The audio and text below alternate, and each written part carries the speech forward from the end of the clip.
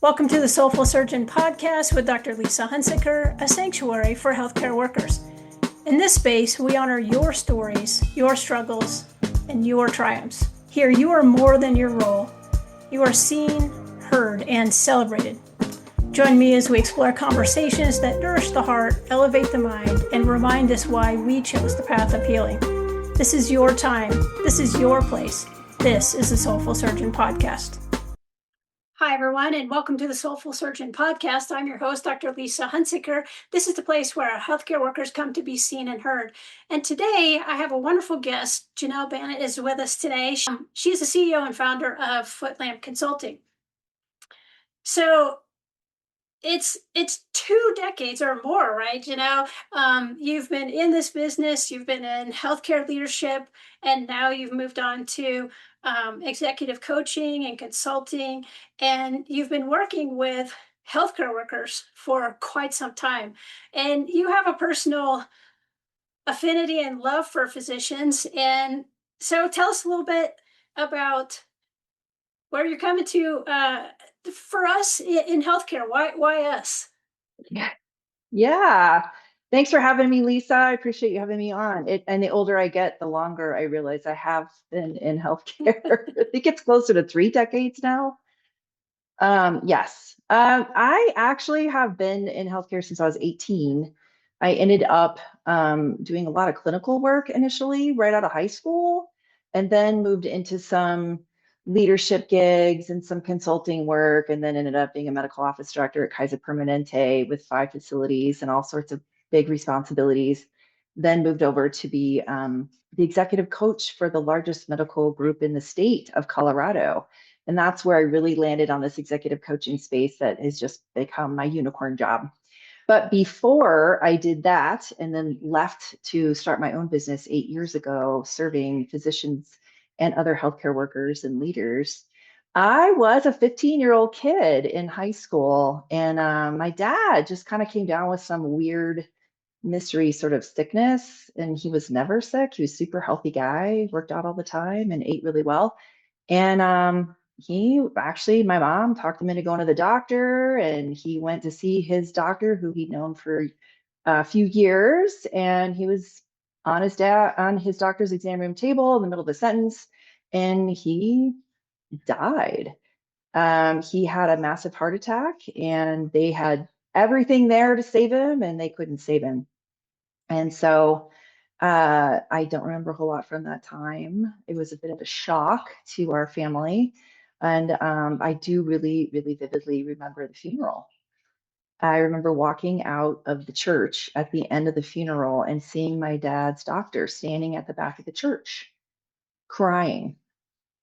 And I remember at the ripe old age of 15 thinking it was awful for our family to be going through that, but how bad must it be for that guy? He probably had more than just my dad dying on him that day or week or month. And it was very clear to me then that you all carry around some pretty serious grief. And it bothered me, to be perfectly honest. And I ended up in healthcare 3 years later when I got out of high school. I was in X-ray for about 9 long years. I hated it. I hated it. But it was just not a good fit for the way my brain is wired. But it was good money and I could support myself. And I worked my way through college and a master's degree. And then I was able to actually move into some positions that used my master's in organizational leadership and whatnot. But that time in radiology, I actually spent probably 4 years doing interventional, or not interventional work, the stereotactic breast biopsies and needle localizations. I learned a lot about breast cancer, which was actually a pretty big piece of my history and how I got to know you. So I just want to do a little plug for any of your listeners out there. You and Dr. Haffertepen were like the dream team for me. I did not have cancer. I have some nasty genes and some enough genetic history that my insurance company was like, yes, please get a prophylactic mastectomy. And you and Dr. Haffertepen did a really good job with that. And I'm still uber grateful for you for that. In fact, Monday is my 4-year boobiversary. It's actually in my calendar. So Well, congratulations. And we're very happy to do that. And we're so glad you're sitting here with no yeah. issues. So Yes. And I don't have to worry about getting MRIs every 6 months anymore or biopsies and all of that. So yeah, just a little aside there. Thank you. well, today, everyone, if you've ever walked into the OR or you're heading into clinic or heading into the hospital and you're just bracing, you haven't even started your day, but you're already bracing for what you're expecting for your day. And when you get there and you notice that your patience and your clarity and your overall compassion is slipping, and that really has nothing to do with how you feel about patients because you really do care about the patients, but you are just exhausted and you've been under constant pressure. This is the episode for you. Now, today we're talking about something that many physicians experience daily, but we rarely talk about, and that's really how chronic fear and the pressure of medicine is hijacking the brain. And this happens for everyone in healthcare. It's not just physicians, it's the nurses, it's all the ancillary staff, all the advanced practitioners, because we're doing high stakes work and everything that we do matters so much. And this ends up making many of us feel like we're just completely failing. So when we're talking about this, and I feel like you have so much experience with this, when physicians are coming to you and they're burnt out and they're blaming themselves, what are you seeing? What are the things that they're coming to you with? Yeah. Well, you really hit the nail on the head with the pressure that you all are under. And there's a lot of what I would call needless suffering that physicians and other healthcare workers are experiencing just based on these expectations of perfection that many of you are sort of internally struggling with based on what everybody expects of you, with very little support sent your way and actually trying to be able to manage all of those expectations. So we primarily, a lot of my work is actually figuring out how to contract with large healthcare organizations that employ physicians and actually care about their physicians. So we do work with some of the Kaiser Permanente groups outside of California. We've actually been doing some great contracting with large organizations like Cedars-Sinai and several other hospital-based areas across the country. I've got 40 amazing coaches who do the lion's share of this work because I'm running this company, but I get to actually still coach a few docs and others as well. So we oftentimes, sadly, are not going to be approached by physicians because a lot of physicians don't even know about executive coaching. They're not as aware about the benefits of coaching because you guys are kind of the last people to the party. When I created this program back in 2017 at the Colorado Permanente Medical Group, and I was an internal coach there, there was no Dr. Tate Shanafelt Stanford data, no Mayo data. There was nothing out there that actually talked about how great this is and how much it helps physicians. I just was really, I bleed passion and I was really influential with my leadership at the time who were fabulous and really loved the doctors there and wanted to do good things for them. And they let me create the program. But now people are a little bit more aware of it. But a lot of physicians still don't really know that this is a service and a support that they can self-select into. They can use their CME funds because my company pays to make sure that you can get CME for coaching. So a lot of physicians are just letting those funds go by the wayside and not even realizing that this is something that they can do.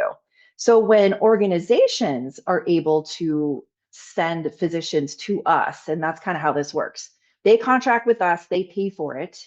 90% of the time, I'd say about 10% physicians do find us. But for the most part, that's what I'm really working hard to do is to get the organizations to fund it.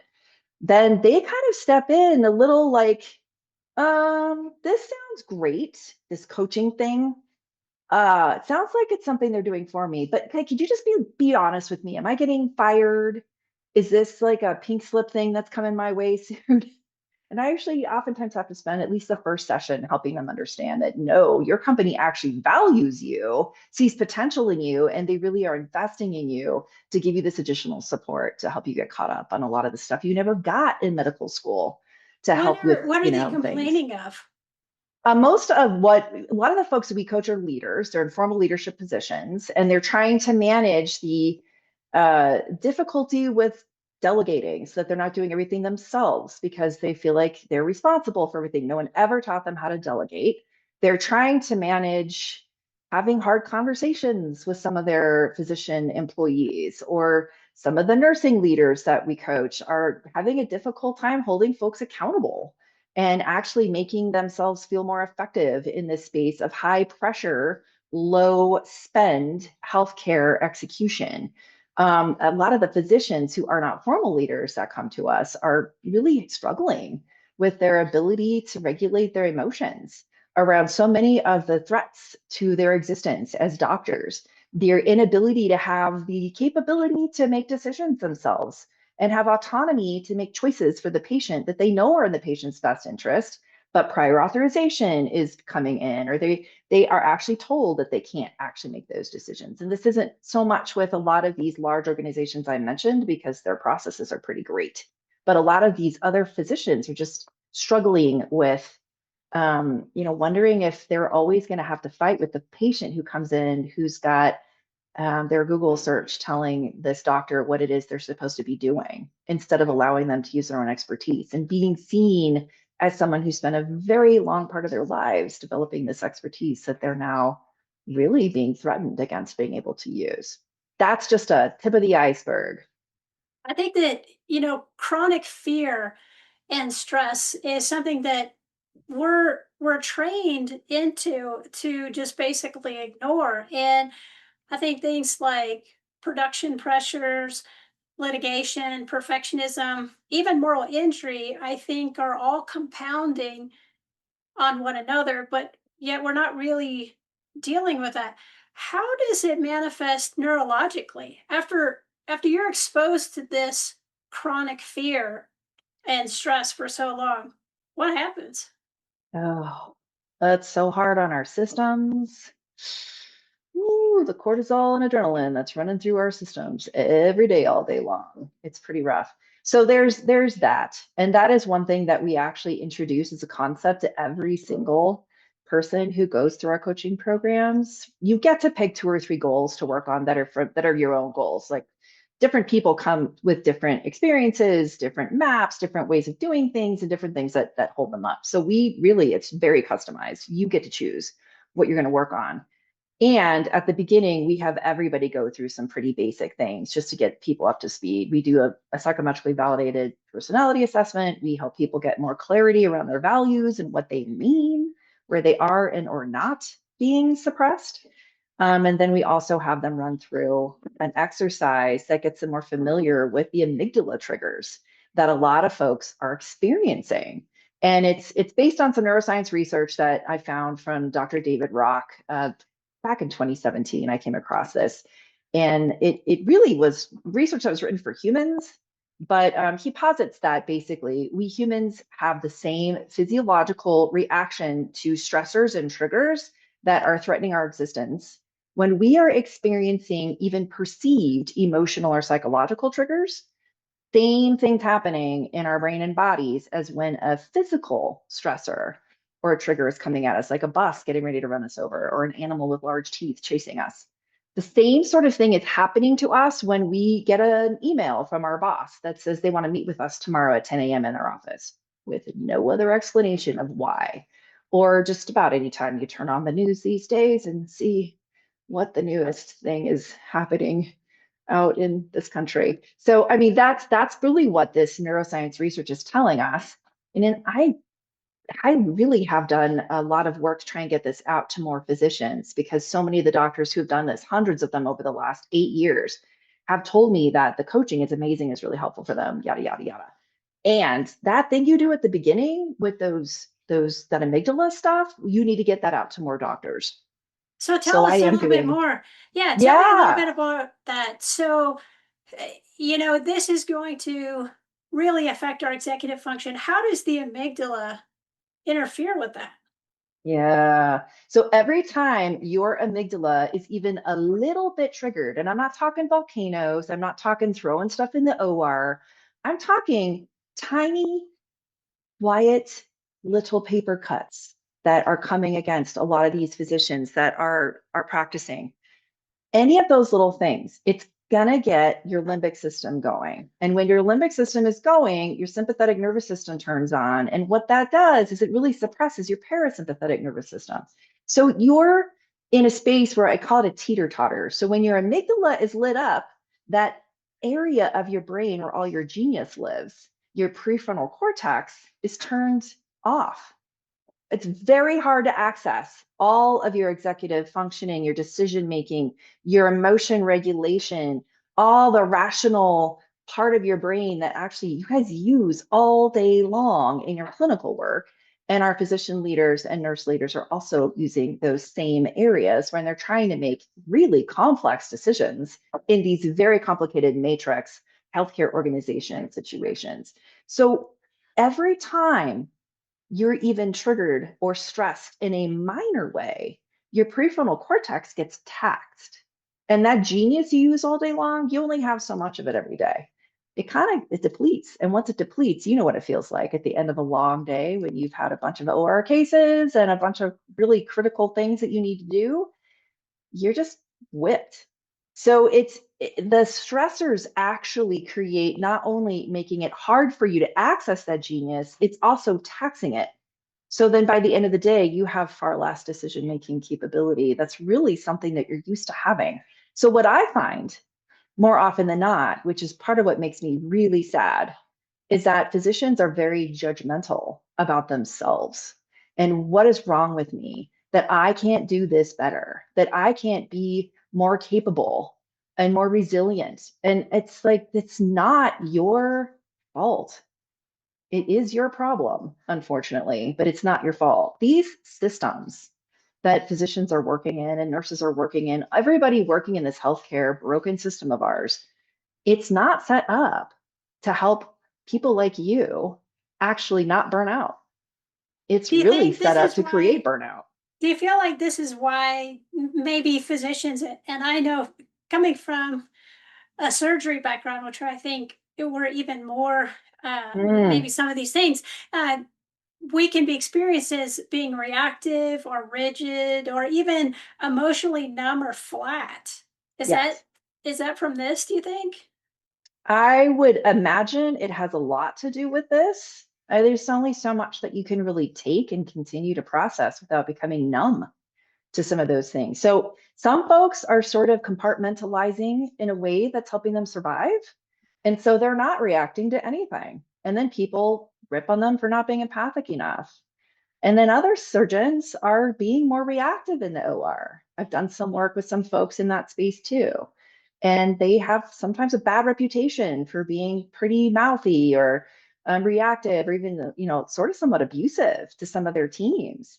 And when I get to work with them and they really get to expose their underbelly and talk about what it is that is getting at them, a lot of them are autonomy triggers because they're having to actually do very complicated cases in that OR. And maybe the HVAC doesn't work in this very old environment. And you have 20 layers of protective gear on and sweat trickling down your back. Not a great combination when you're trying to do this very, very tedious procedure.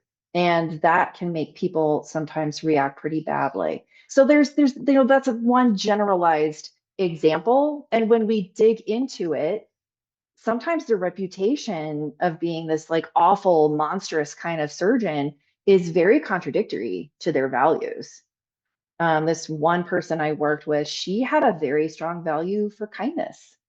And most of the people who worked with her had no idea. And that like incongruence, it causes cognitive dissonance, which is actually painful. So there's so many sides of this burnout issue that are creating massive problems for physicians. And you guys are just, you were taught at it, whatever age you went through medical school, it's hard to get in there. You got to prove yourself. You can't complain. Just keep your head down and keep going. And that is just, it's not sustainable for humans. So the fact that you all blame yourselves for not being more resilient, really, really just, it eats at my heart. That 15-year-old in me just wants to like fix all of this for you guys and make it better.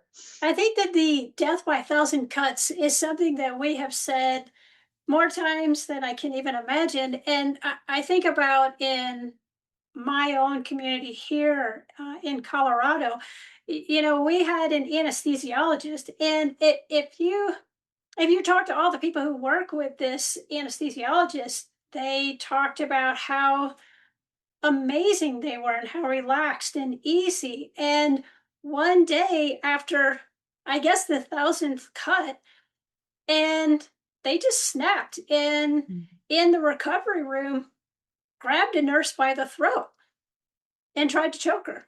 Oh, And wow. and that's again, in talking about how your prefrontal cortex is completely disconnected, right? Yeah. You're in this fear state from and chronic stress for so long, and you know, you just have to imagine when you look at one person how they normally are, and then they are so incredibly provoked, Yeah. and that seems like the right thing to do it to their own emotional nervous system, because they're just they can't regulate what they're supposed to be doing. And I think everyone in the OR was shocked and horrified, and Sure. thank God the nurse was okay. And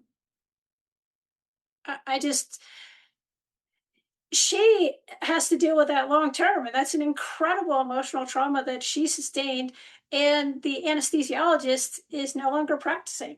And so Yeah.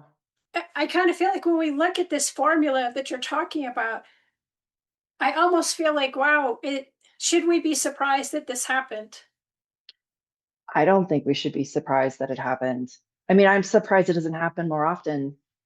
I mean, the things you all are dealing with and the kinds of stressors that are coming at you, your lives being on the line as far as threats coming your way, that was going on in 2014 when I was a medical office director. If you didn't, give a patient the opioids they wanted, we had threats that people were going to come in and shoot up our building. I mean, there's quite a bit of external factors that really play into this, but the bigger problem in my opinion is that there's not a concerted effort to ensure that this kind of support isn't just provided for physicians who don't even, like, they come in and they don't even know what they really want to work on. They're not really even sure what this is, but they love it. Once they start doing it, they start experiencing sort of a normalization of what they're going through. And I'm not talking about enabling victimy type of behavior. That is absolutely not what we are about. But once you understand that this is what your prefrontal cortex is, that's what's happening to it. This is what your amygdala is doing. And your amygdala is just trying to keep you from dying. That's it. It's actually doing its job. It's just a bit hyperactive because it hasn't evolved. It doesn't know the difference between a perceived threat and a real one. So you're constantly kind of in this space. And then we help them work through actually how to make it better.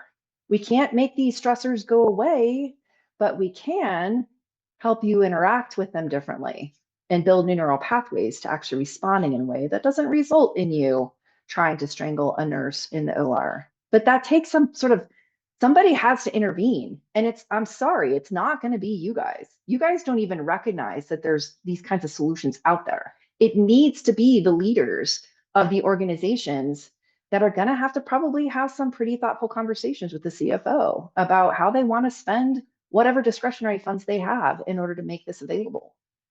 Well, I think the other thing too that we haven't quite touched on is creativity.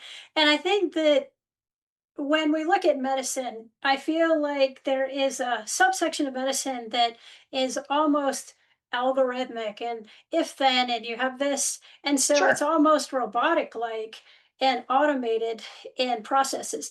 But also, there is a whole other section of medicine where we're dealing with things that we don't have all the answers to, and we're trying to come up with creative solutions. And I know for me that happens in the clinic, but it also happens in anticipating what it is that patients will need in the OR. And then there's times actually in the OR where there is a scenario that we didn't expect, and now we need to maneuver through that. And having access to your creativity is essential. And I feel like with all of this chronic stress, how do we even still have it? after everything that we're dealing with, the time pressures, the metrics, all the patient outcomes, and then also the administrative scrutiny, and then show up and be your best and solve problems that we don't even maybe have an answer to, and No. give good outcomes for patients. And by the way, be present and be friendly and have a bedside manner, and also be a human being too. Yeah. And be authentic while you're at it. Why don't you? Yeah. Actually, the creativity portion is the reason why I was exposed to that research. So my job as an executive coach is to calm down all of these areas of my clients' amygdalas during our sessions so that I can access their creativity in the prefrontal cortex to be able to kind of help pull out of my clients the creative opportunities to help them move forward in ways they haven't actually moved forward before. So coaching is not very consultative. It's really much about, how can I help my client get out of their own way, to quiet the noise, to help them actually be able to access the solutions that are in their own heads. They just can't see them because of biases and whatnot. So that creative part of your brain lives fully in your prefrontal cortex, which, to your point, is incredibly hard to access when you are even remotely stressed or triggered. Yep. So why do you think that we wait so long before we seek help? I mean, there's so much stigma for you all. If you think about it, you can lump coaching into the same bucket as cognitive behavioral therapy.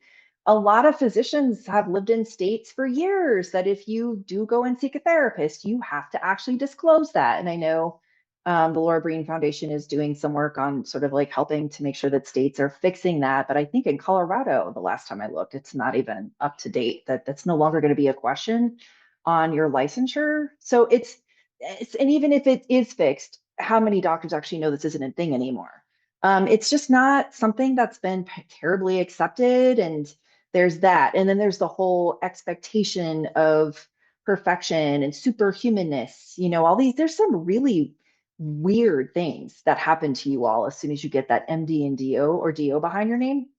I mean, everybody I know who's a doctor was expected to be a leader of their care team and be really good at it as soon as they were the doctor. Oh, good. Now you can lead everything that we do and be the ultimate person who's responsible for everything and manages scope of practice and delegates and has hard conversations. Nobody teaches you any of that in medical school. I have yet to come across a soul who has had even any exposure to that.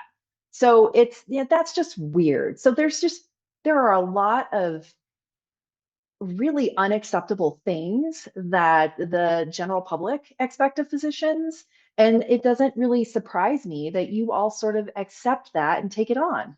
And if that's the case, then you shouldn't need help. I mean, that's kind of the internal mental angst that's going on. And that's why I call it needless suffering.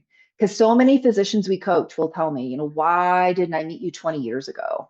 If I had done this work, I might still be married. My MA may not hate me. I mean, I wouldn't hate myself as much. There's a lot of sort of self-acceptance and really, really lovely work that we do in the space of helping these physicians interact with these stressors differently and kind of own their strengths. That's the other thing. This personality assessment we do, it's psychometrically very valid. It's got like a 3% error rate. It's not the funnest assessment I'm certified in, but it is really pretty solid. I mean, there's so many things these physicians are learning about themselves that they had no idea that they were Do you really think? good at Do you things. think it's the fear hijacking that's already occurring that makes it so that you're disconnected from your frontal cortex and you don't even recognize that you need support? I mean, it's possible. If you're already in a space of constant habitual triggering, you're not really going to think about yourself anyway, because your amygdala is not going to be like, hey, let's go have a reflective session and see if we can grow and get to some level of existentialism. There's not a lot of self-actualization in that amygdala space. So you do sort of need to be able to slow down to even think about your options. And some physicians are getting better at that. They're looking at retreats, they're looking at different ways that they can recharge. I took this lovely ICU physician to Dominica. I've got a little place there that we take doctors to, and she did that on her own. But that was after the end of COVID, and she spent like a year and a half helping people die. And she knew she was at a breaking point. So she reached out and we set something up and she loved it. So, and that I just applaud physicians all the time for doing that. I just don't think it's not the norm. The norm for you guys is to just keep going. And we just gotta do better. And that's why I spend so much time trying to get these organizations to actually be the ones who provide this. It's really the systems that are in place. I used to be an administrator. I know all the things that our, administration in the hospital areas are trying so hard to do better, and also a lot of the competing priorities around actually making things better for physicians and nurses and all the healthcare workers out there. There's so much in the space of cost. So to me, it's like, you guys didn't do this. It's not your fault, but it is your problem. So I feel like really the onus should be on the organization to invest in this kind of support to at least try to make things better. Because I can't take away these system stressors. I can't take away these national stressors from all the things coming down from above there. None of us can. But our stats after people get coached show that these physicians, their stress levels improve because they're figuring out how to interact with these stressors in way different ways once they have a little bit of this injection of new neural pathway creating. So let's talk about that. So now you're seeing all of these healthcare workers, and what is it that you're actually doing that helps calm the fear response in your clients? That's not like a platitude, like it's a real thing and a real intervention.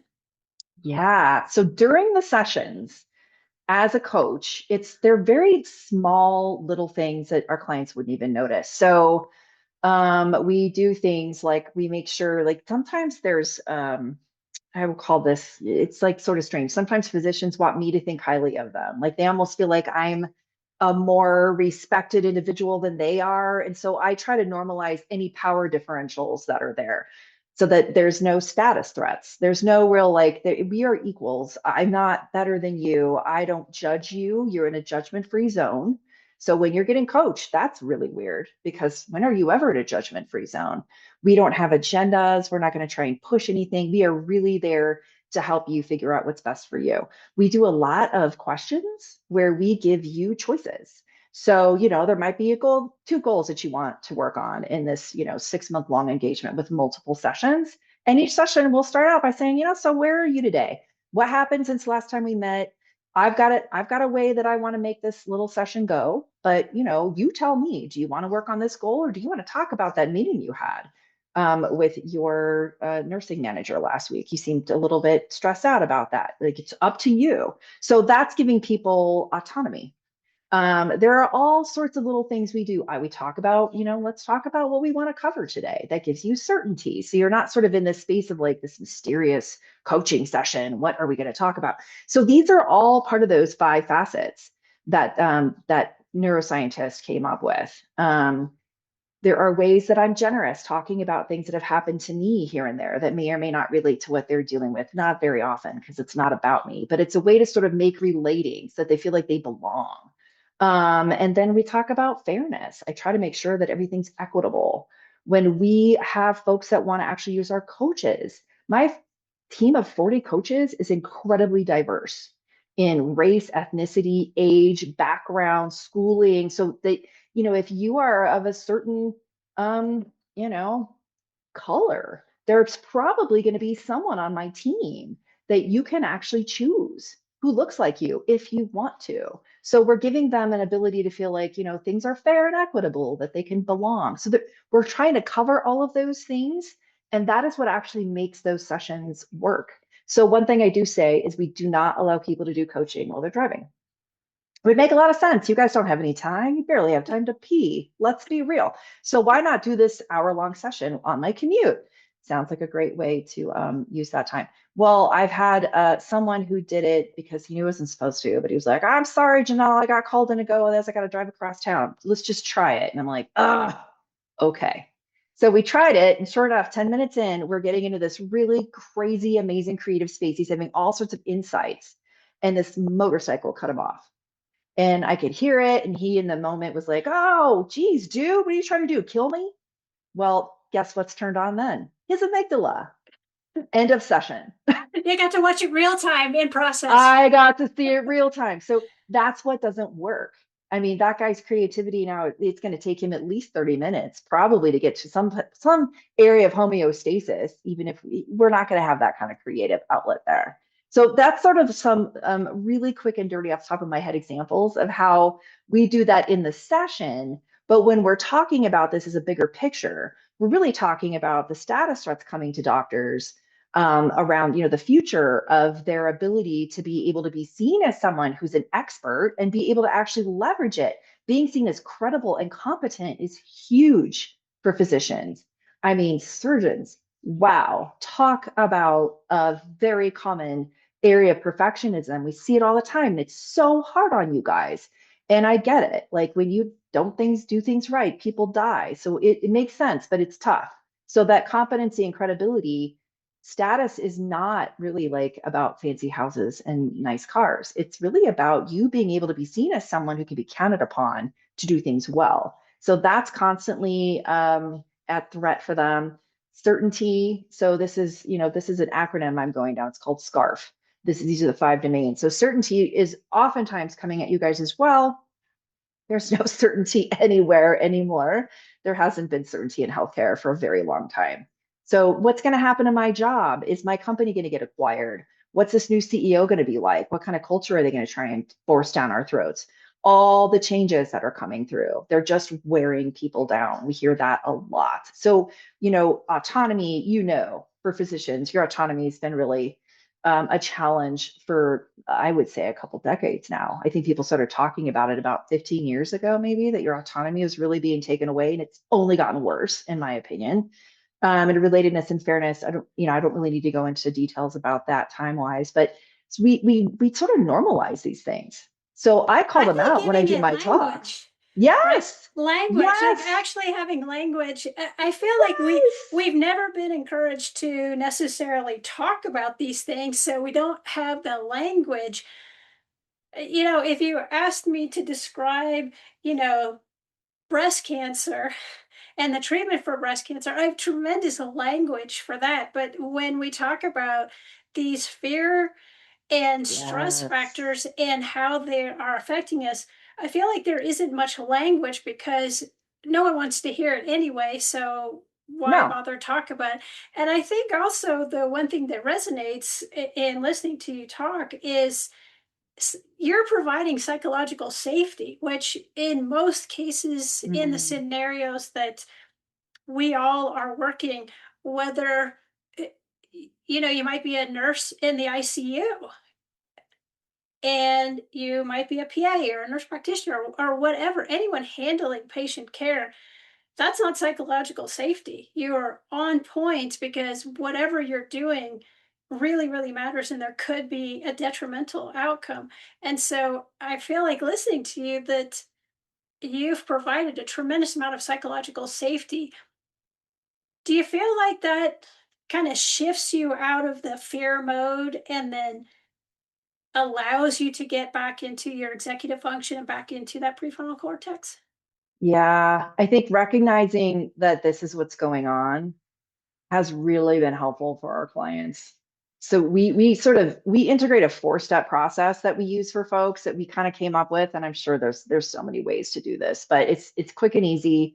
The first thing that any of us humans have to do when we want to make a change is notice it.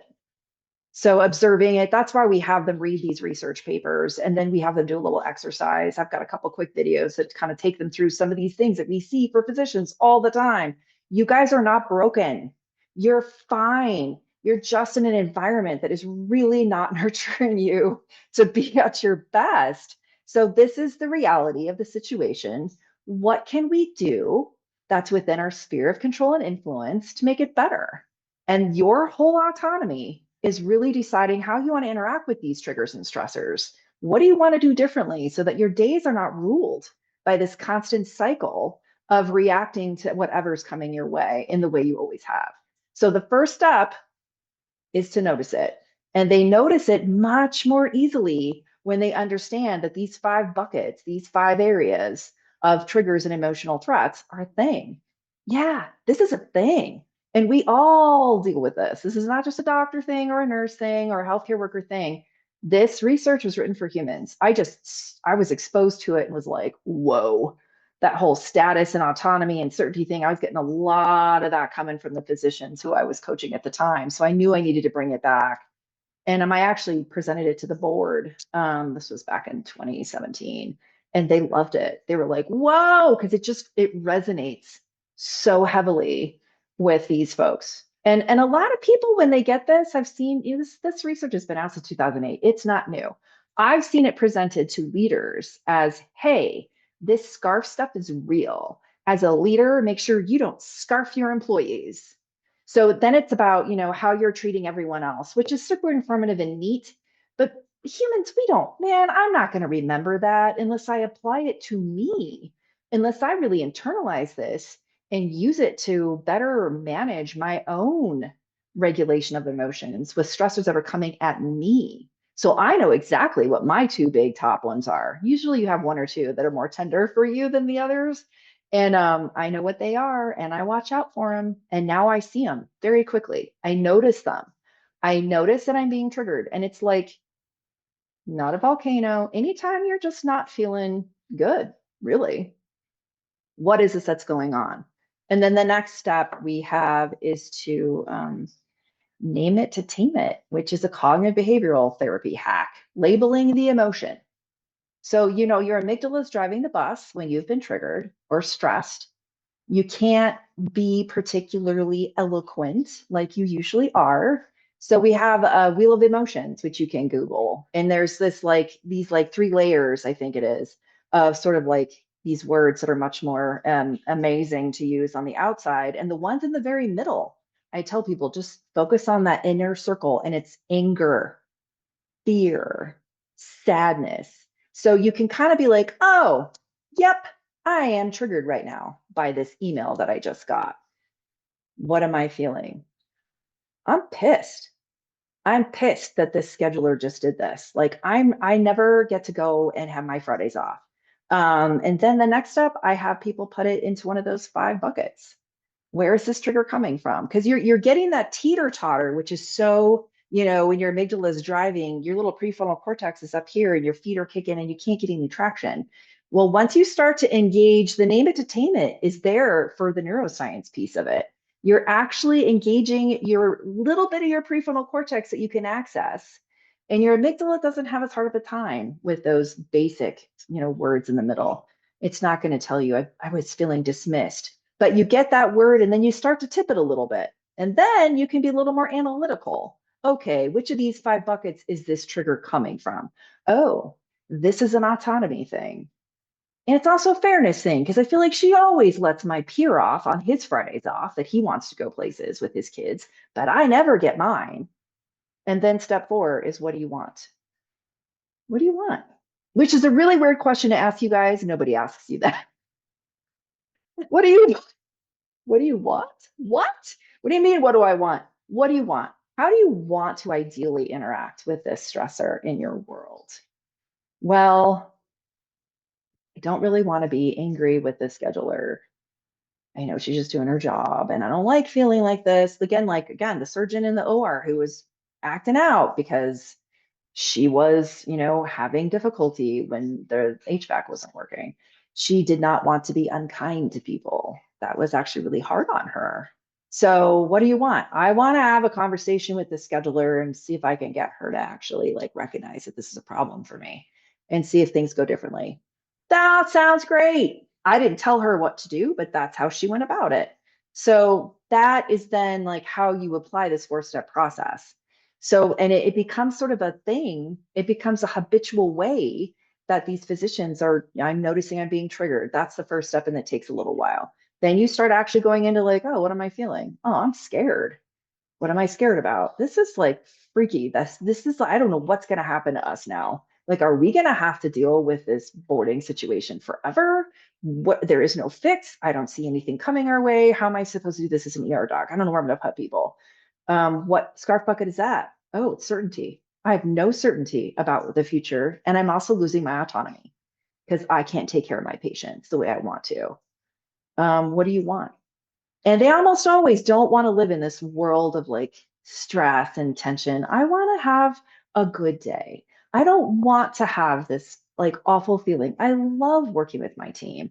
I really got into this because I like the patients, but this is such a massive distraction and it's just like so awful all the time. I don't want to live like that. So it usually comes down to like, how do you want to interact with these stressors? And they have very personal things that they want. Some of them use their faith. I want to trust that the universe has me, that like God's got me, that it's going to be okay. I want to trust that, things are going to work out. So there's some of that. Sometimes I want to take action. I want to do something about this instead of being a small player. I want to actually speak up because that's more alignment with my value of having courage. Sometimes it's that I need to accept the fact that I've done everything I possibly can within my sphere of influence and control, and nothing's happening. So, do you want to quit? That's your other option. Change things within your sphere of influence or control, leave, or accept it. Those three things are really all any of us ever have.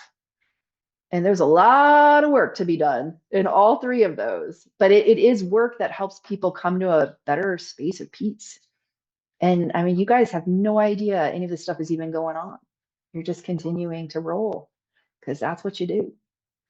So, with our audience here, and what would you say to like our listeners if they feel like they're losing themselves? What do you say to them right now?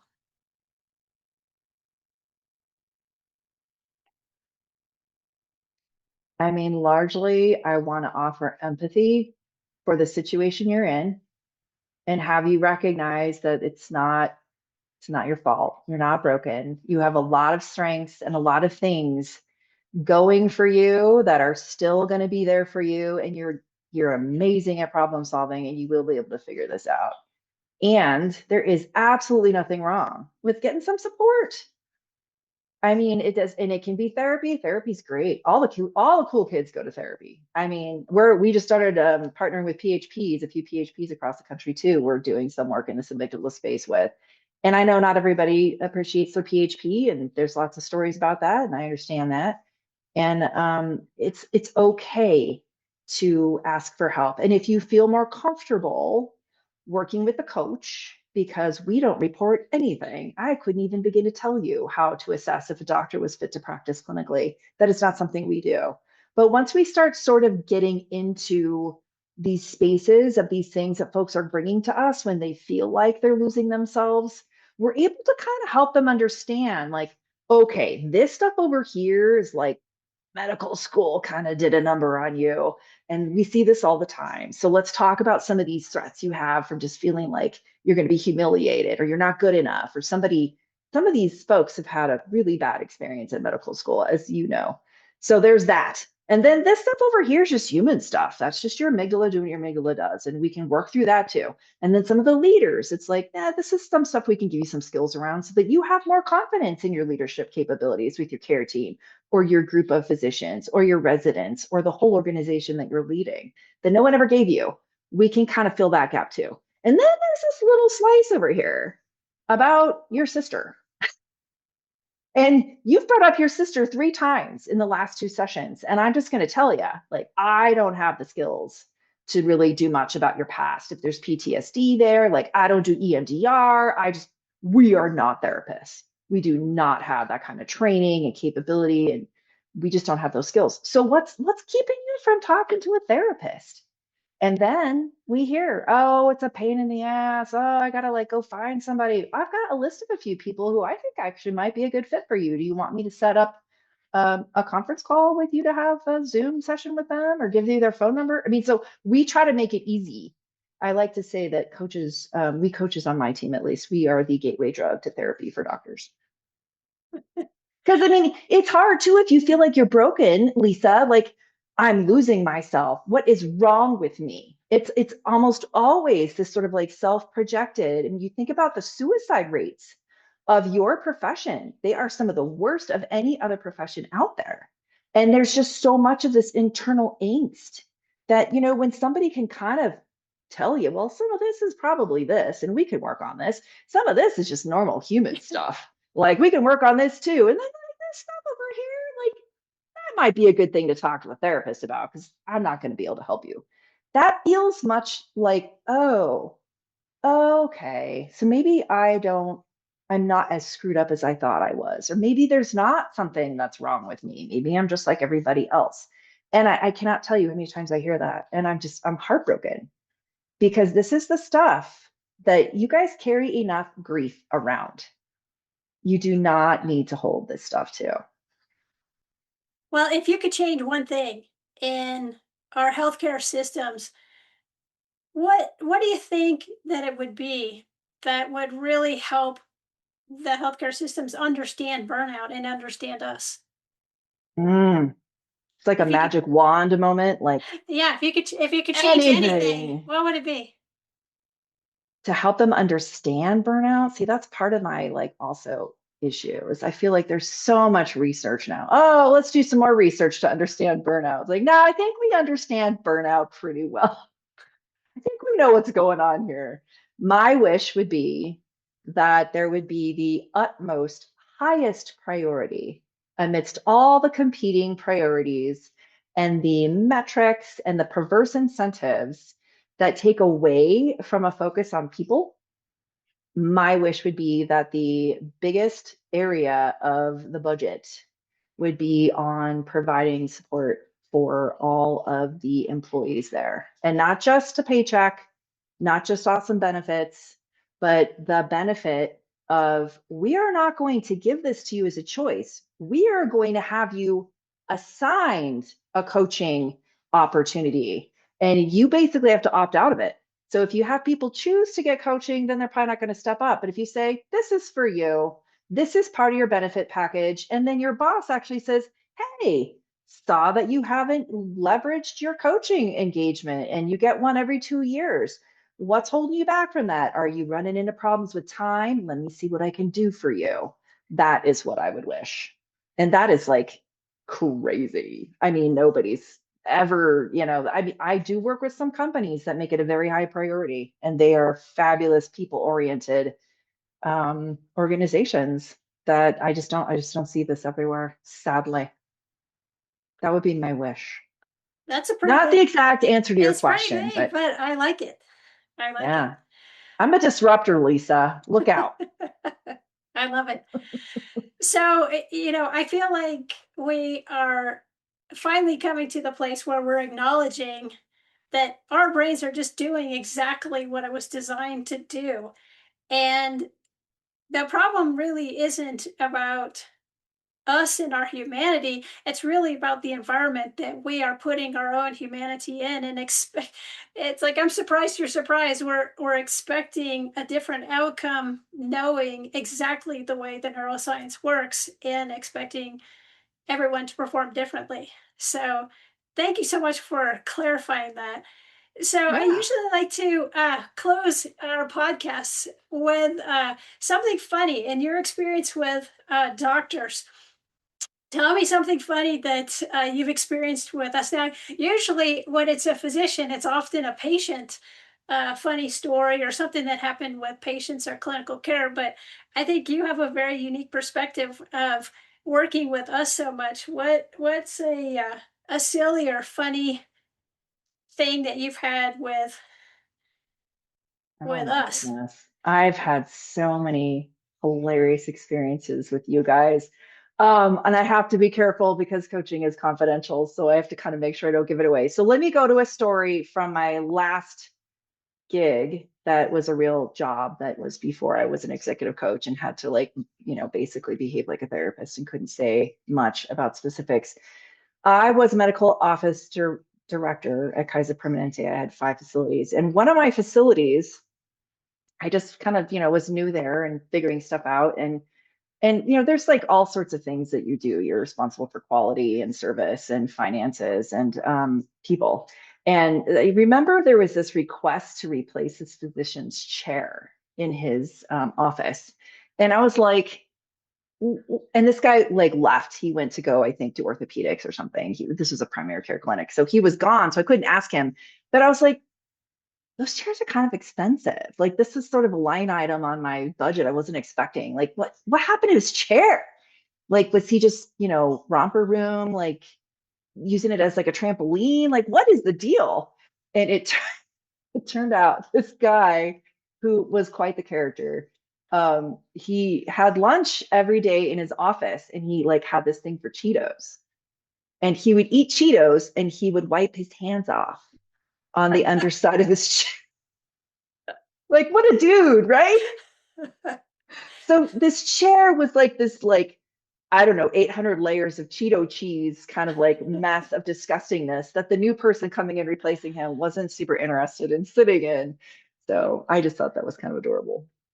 I mean, you guys wash your hands all day long, but when you're eating lunch at your desk trying to chart, I'm sure his keyboard was a mess too. But like, yeah, underside of his like, the little handles, just it was just like, ugh. Well, thank you so much for spending your afternoon with us. And I'm going to go back to my office tomorrow and I'm going to check all the chairs and look for Cheetos. I think that's a good idea because if you get it under control before it becomes a problem, you can probably save that chair. But no, thank you so much for having me, Lisa. I appreciate it. Yeah. And I think, I'm going to pay more attention to this process because I know this is happening to me. It's happening to everyone. So I'm going to observe. I'm going to name to tame. I'm going to figure out which scarf bucket that it's going to go in. And then I'm going to think about what do I really want. And when I start to feel those things, I'm going to pay attention to that. So thank you for helping Yes, with that. absolutely. And I do this talk. It's an hour long. I do it all over the country to help bring more awareness to this. I'm doing it in Minnesota, actually a week from tomorrow. And then we also have an amygdala management program for folks. It's 8 weeks long. You can get CME. If you want to have a little bit more support that's going to guide you, it's not the same price as like having a one-on-one coach, but it's something that will help you do exactly what you're talking about there. It's not that easy for us to listen to things and then go apply it. Only about 10% of the time does the research say that we retain things like this from just hearing about it or reading about it. We have to kind of get a little bit more personal with it, context sensitive and action oriented in our worlds. So that's what I would challenge you to do is really be cognizant about thinking at the end of each day, how many times was I triggered? Let me look back and think about this, and that will help you nail it in the moment more. How do you recommend people find you? What's the easiest way if people want to work with you? Yeah, easiest way is footlampconsulting.com. We've got like contact forms there. You can reach out to us. There's also more information about some of our programs and our coaching that we make available. All right. Well, thank you, everyone. Thank you for joining us. And I really want everyone to really consider every part of our day. I feel like we have so much stress and we have so much fear that we're dealing with all day long. And this really is a neuroscience backed technique. And we just need to pay attention so that we don't get ourselves that far down the road that we can't get ourselves out. We're here. This community is all of us. And be mindful also of your colleagues because you might be in a better place, but they might be a little bit further down the road. And perhaps maybe you can ask them those questions rather than them asking themselves. You can ask them, hey, I see something's going on here. Can you tell me a little bit? How are you feeling? So we really want to reach out to all of our colleagues. It doesn't matter if you're a nurse and you're talking to a physician, or if you're a physician talking to a respiratory therapist, anyone, we're all human beings and we have to take care of each other. So thank you all so much for joining us. And if you like this podcast, please hit the subscribe button below and please tell all of your healthcare colleagues that we're here and share this with everyone. Thank you and have a great day. Thank you for joining me on the Soulful Surgeon Podcast. I hope today's conversation offered you reflection, encouragement, and a reminder that you are not alone on this journey. If this episode spoke to your heart, please share it with someone who might need it as well. And don't forget to subscribe so you never miss a moment of connecting with healthcare workers all over. You can find us on the web at soulfulsurgeon.com. You can find us on Instagram at Soulful Surgeon. And you can find us on LinkedIn at Lisa Hunsicker, MD. Until next time, take care of yourself the way you care for others. And remember, your story matters here.